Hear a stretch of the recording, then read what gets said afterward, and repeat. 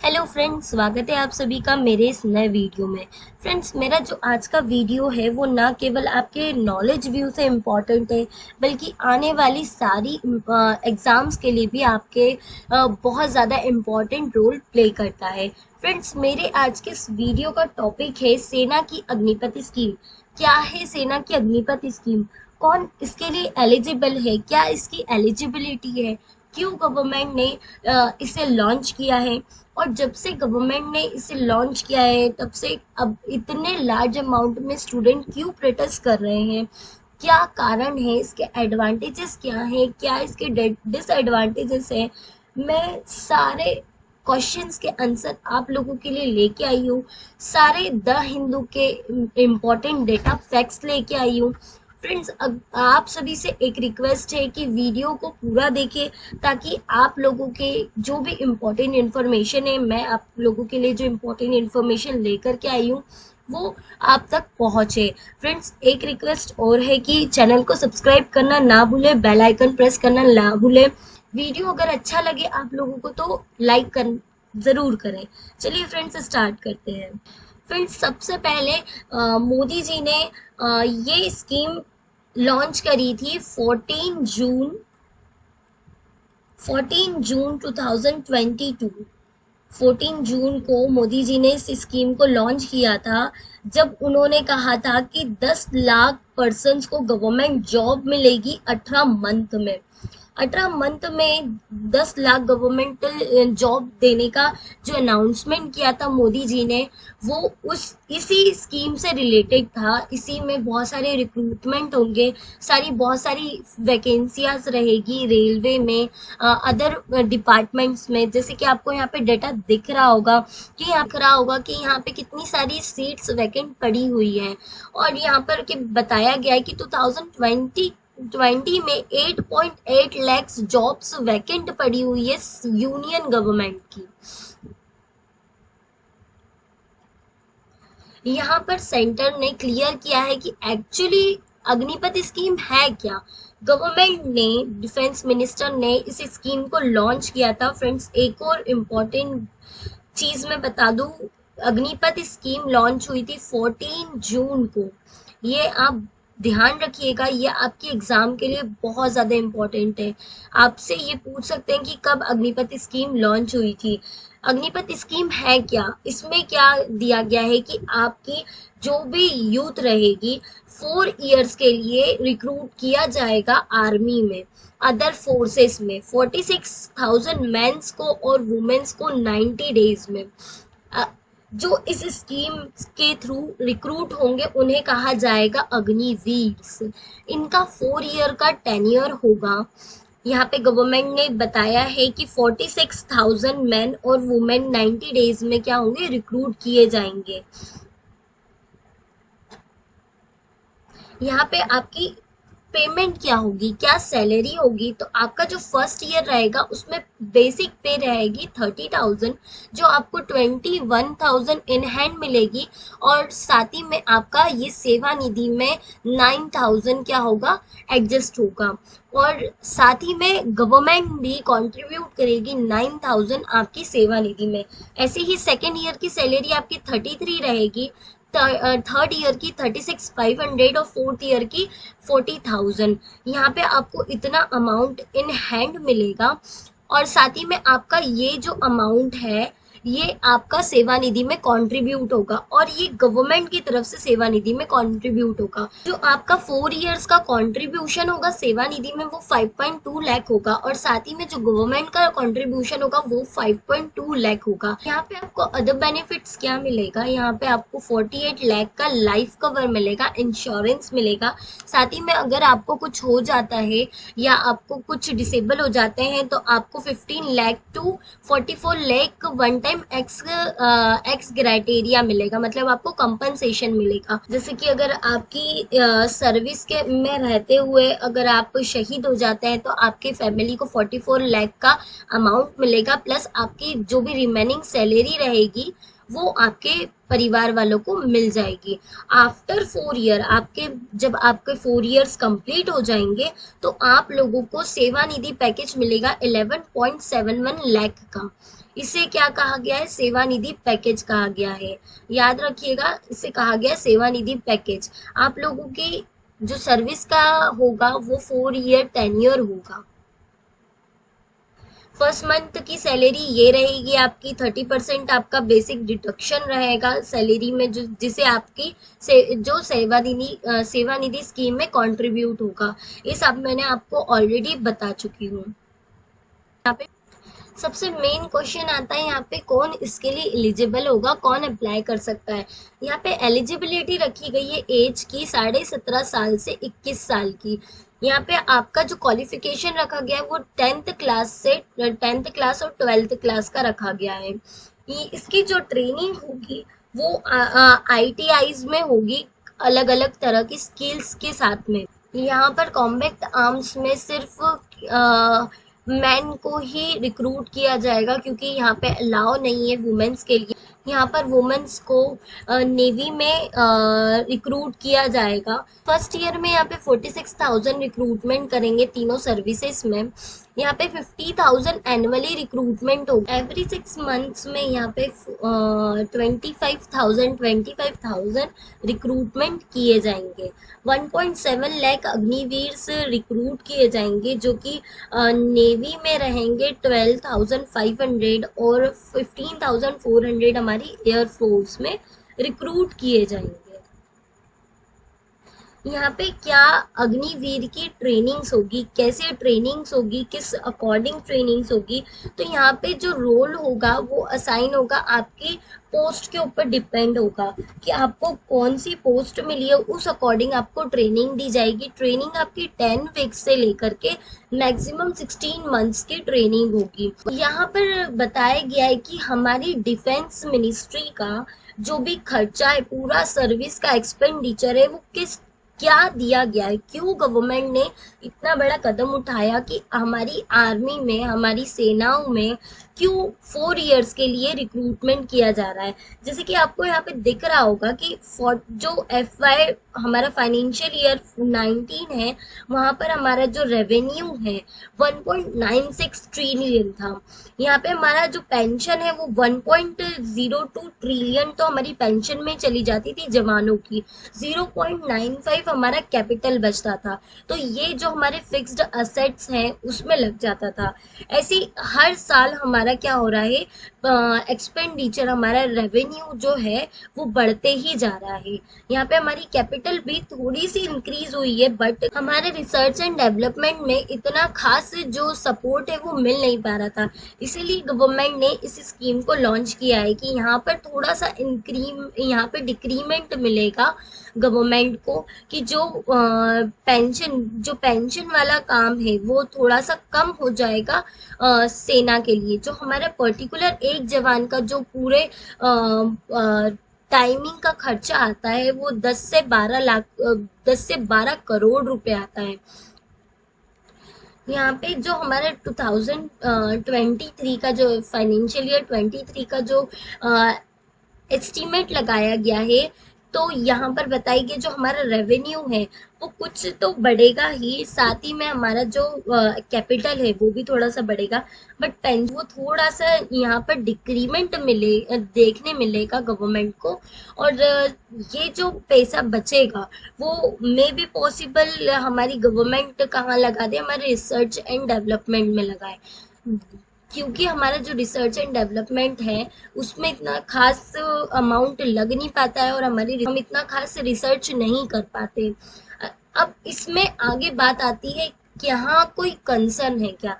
Definitely यहाँ पर concern है कि इतने हजारों की तादाद में जो एस्पिरेंट ट्राई कर रहे हैं आर्म फोर्स के लिए, तो मेन इनका मोटिव क्या होता है। सबसे पहले 3 ही कारण होते हैं इनके। एक, परमानेंट जॉब होती है, हमारे एस्पिरेंट के पास में एक प्रॉमिस पेंशन होती है और हेल्थ बेनिफिट रहते हैं। तो यहाँ पर आपको हेल्थ बेनिफिट तो मिल रहे हैं, बट परमानेंट जॉब का कंसर्न खत्म हो गया, प्रॉमिस पेंशन का काम खत्म हो गया। यहाँ पर जो स्टूडेंट्स हैं, यहाँ पे जो एस्पिरेंट्स हैं, उन लोगों के लिए ये 2 चीज खत्म हो गई। इसीलिए जो स्टूडेंट्स हैं वो इतना ज्यादा प्रोटेस्ट कर रहे हैं कि आखिर 4 साल बाद एस्पिरेंट्स करेंगे क्या, मतलब आप मान लीजिए 25 ईयर्स में आप अग्निपथ स्कीम से डिस्क्वालीफाई हो जाएंगे। 25 ईयर्स बाद आप करेंगे क्या? 25 ईयर्स की जो आपकी एज रहेगी उसमें आप 4 साल बाद करेंगे क्या? यही मेन जो पॉइंट है, हमारे स्टूडेंट्स का यही मेन कंसर्न है कि 25 ईयर्स जो हमारा 4 ईयर्स का टेन्योर रहेगा उसके बाद हम करेंगे क्या। तो गवर्नमेंट ने कुछ दिनों बाद में कहा कि जो अग्निवीर होंगे उन्हें प्रायोरिटी दी जाएगी। कहाँ? सीएपीएफ रिक्रूटमेंट में। जो सीएपीएफ रिक्रूटमेंट है वहां पर आप अग्निवीर को प्रायोरिटी दिए जाए। जो डेटा शो कर रहा है कि 80% डिक्लेरेशन में दिखा है रिक्रूटमेंट में 2017 के बाद से। यहाँ पे 10,000 पर्सनल ही रिक्रूट किए गए 2020 तक का। तो क्या गारंटी है कि सीएपीएफ में जो हमारी आर्म्ड फोर्स होती है, सेंट्रल आर्म्ड पुलिस फोर्स, वहां पर आप लोगों को रिक्रूट किया जाएगा। यहाँ पर जैसे डेटा फैक्ट दिखा रही हूँ मैं कि 80% डिक्लेरेशन, जो 80% डिक्लेरेशन दिखा है 2017 से, तो यहाँ पर कैसे इतने हजारों की तादाद में जो एस्पिरेंट्स निकलेंगे 4 साल बाद, तो यहाँ पर कैसे रिक्रूटमेंट किया जाएगा। अभी जैसे यहाँ पे दिखाया गया कि 2020 में 10,184 सीएपीएफ पोस्ट ही फिल्ड हुई है, जबकि वैकेंट अभी भी कितनी है? 1.2 लाख वैकेंट पोस्ट पड़ी हुई है। अब देखते हैं आगे गवर्नमेंट क्या डिसीजन लेती है।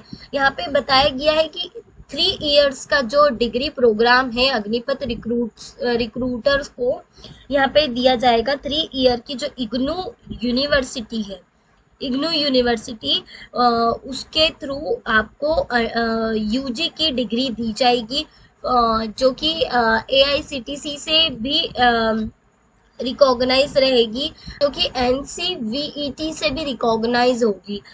यहाँ पे एमओयू साइन किया गया है इग्नू से। कि यहाँ पे देखा गया है कि अग्निपथ स्कीम लॉन्च होने के बाद में कई सारा एंगर स्टूडेंट्स का अग्निपथ स्कीम से रिलेटेड कई सारे स्टेट्स में देखा गया है। कई सारी जगह पर, कई सारे स्टेट्स में ये एंगर देखा गया है। बट फ्रेंड्स, आप सभी लोगों से एक रिक्वेस्ट है, प्रोटेस्ट करना कुछ गलत नहीं है, बट ये वायलेशन, प्रोटेस्ट को जो ये वायलेशन है, ये वायलेशन करना बहुत ज्यादा गलत है। मतलब आप जो अपनी बात है वो गवर्नमेंट तक कई सारी तरीके से पहुंचा सकते हैं, बट ये जो वायलेशन है ये सबसे ज्यादा गलत थिंग है। तो फ्रेंड्स, अगर आप लोग जो मेरा वीडियो देख रहे हैं, इतनी सी बात समझिएगा कि वायलेशन करना बहुत ही ज्यादा गलत है। यहाँ पर कई सारे पर्सन्स का यहाँ पे बहुत सारा लॉस होता है, क्योंकि तो कोई गलती भी नहीं होती है। तो फ्रेंड्स, आप सभी से यही रिक्वेस्ट है कि वायलेशन ना करें। प्रोटेस्ट करना कोई गलत नहीं है, हमारे गांधी जी ने सिखाया है कि प्रोटेस्ट करना अच्छी बात होती है, बट वायलेशन बहुत ही गलत थिंग है, बहुत ज्यादा गलत थिंग है। जैसे कि यहाँ पे पूरा डेटा दिखाया गया है कि कहाँ पे कितना ज्यादा प्रोटेस्ट हुआ है। सबसे ज्यादा प्रोटेस्ट हुआ है वो हुआ है हरियाणा में। हरियाणा के जो एस्पिरेंट्स है वो कुछ ज्यादा एंगर में है, और हरियाणा से और बिहार से, वेस्ट बंगाल, यहीं से कुछ ज्यादा रिक्रूटमेंट होता है आर्मी में। यहीं के जो स्टूडेंट्स होते हैं वो ज्यादा इंटरेस्टेड होते हैं आर्मी में। तो यहाँ पर कई ज्यादा देखा गया है, दिल्ली में भी कुछ देखा गया है, मध्य प्रदेश में भी हुआ है, तेलंगाना में हुआ है, यहाँ पे बिहार, यूपी, बिहार और हरियाणा, यहाँ पर 3 जगह पर कुछ ज्यादा प्रोटेस्ट देखने मिला है। यहाँ पे देखा गया है कि कौन से स्टेट में कितना प्रोटेस्ट हुआ है। यहाँ पे देखिए, यहाँ पे जो आपका डेटा है ये पूरा शो कर रहा है कि कहाँ पर कितना प्रोटेस्ट हुआ है। जैसा कि आपको इस आर्टिकल में दिख रहा होगा कि यहाँ पे कुछ प्रॉमिस किया है गवर्नमेंट ने, सेंटर ने कुछ ऑफर किया है कि जो सीएपीएफ का रिक्रूटमेंट होगा वहां पर आपको क्या होगा, 10% रिजर्वेशन मिला जाएगा, 10% रिजर्वेशन दिया जाएगा। सारी मतलब सीएपीएफ में, आसाम राइफल्स में क्या होगा, रिक्रूटमेंट जब आपका होगा अपर एज में, मतलब आपकी आफ्टर 4 इयर्स के टेन्योर के बाद में, तो यहाँ पर आपको 10% क्या दिया जाएगा, रिजर्वेशन दिया जाएगा। साथ ही में यहाँ पे अग्निपति स्कीम का जो शेड्यूल है वो गवर्नमेंट ने क्या कर दिया, फर्स्ट बैच का रिक्रूटमेंट का अनाउंस कर दिया है। और यहाँ पर बताया गया कि जो ट्रेनिंग होगी वो क्या होगी, 2022 के एंड में कमेंस हो जाएगी। जैसे कि यहाँ पे गवर्नमेंट ने अपने स्कीम को लॉन्च करने के पीछे का मोटिव बताया है कि जो more than half defence budget होता है वो कहाँ चले जाता है, वो एलोकेट हो जाता है पेंशन्स के लिए एवरी ईयर में। और जो लेस देन 5% एलोकेट क्या होता है, सिर्फ R&D के लिए बचता है।